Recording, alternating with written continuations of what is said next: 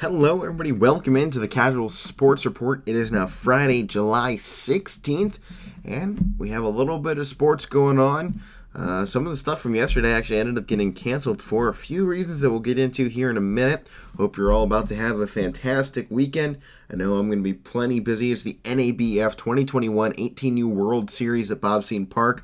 I'm calling 15 total games this weekend. I'm 3 games into it, and I got a dozen to go for the rest of the weekend, so I got plenty of work coming my way, but we're going to keep bringing it to you here on the Casual Sports Report. We'll start things off with the question of the day from yesterday. By what nickname is Bears quarterback Mitchell Trubisky known? The answer to that one ended up being Mr. Biscuit.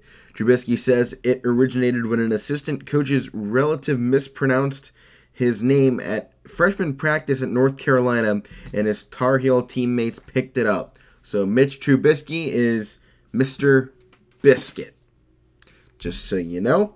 And today's question of the day, whose Rams team record did Aaron Donald break when he led the NFL with 20.5 sacks in the 2018 NFL season? Your options out of 5, Kevin Carter, Kevin Greene, Deacon Jones, Chris Long, or Robert Quinn. Leave your answer down in the comment section below and tune in tomorrow. See if you've got the answer right. And as we get into it, as always, please make sure to like this video, share it with your friends, and subscribe to our YouTube channel for all of the daily sports content. We have the Hot Corner coming out today as well by Mike Wolfgang. He'll be talking some baseball. So let's see what he gets into. It'll be quite interesting considering our only baseball game from yesterday as we get into things, the Red Sox versus the Yankees, as the reintroduction off the All-Star Week was postponed due to COVID-19 after 3 Yankees pitchers tested positive for COVID-19, and Jonathan Loaisiga, Nestor Cortez Jr., and Wandy Peralta. And that kind of insane. We haven't had a game cancellation for COVID-19 in quite some time, especially in baseball, but here we go again. And for Friday, July 16th, starting things off at 2:10 today as the Twins taking on the Dodgers in the first of a 2-game set. Second game will be later tonight at 7:10 p.m. And the Marlins and the Phillies also working to a 2-game piece. First game at 4:05 and the second one immediately following that one. And the other games going around at 7:05, the New York Mets take on the Pittsburgh Pirates. The Padres are taking on the Nationals. The Red Sox are taking on the Yankees. Then just a little bit later at 7:07, the Rangers taking on the Blue Jays. At 7:10, the Brewers are taking on the Reds. At 7:20, it's the Rays versus the Braves. At 8:10, the Orioles take on the Royals. The Astros are taking on the White Sox. Then up to at 8:15, the Giants taking on the Cardinals. At 8:40, the Dodgers taking on the Rockies. At 9:38, the Mariners take on the Angels. At 9:40, the Cubs taking on the Diamondbacks. And late at night, 9:40, Indians taking on the Athletics to close things out this afternoon.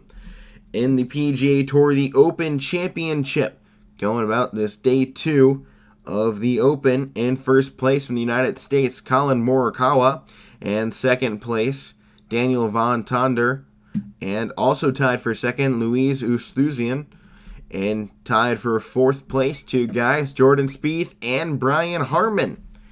And that continues into the rest of today and tomorrow and all the way finishing up on Sunday. In the USA basketball news, USA women's and men's both taking on Australia today. Well, actually, pardon me, the U.S. men's game was canceled for today. So U.S. women's team will be taking on Australia in an exhibition today at 11:30 a.m.